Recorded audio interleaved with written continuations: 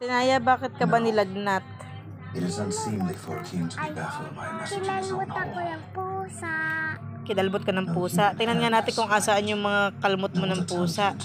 Eto, kalmot ng pusa. Ayan.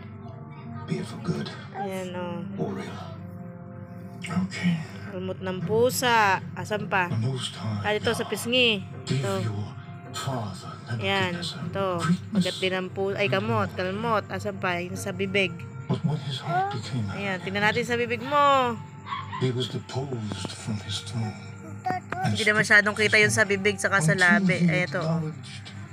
Ayan. That the Most Asan pa? High Ayun, sa binte. over the kingdoms of Ayan, ako. Mariosep, oh. even though Pinagkakalmot ng pusa kagabi. have appealed to him. Ayan pa, sa debdeb. Ikaw na yung ngayon si Ate Bambam na kinagat ng miyok sa debdeb. Of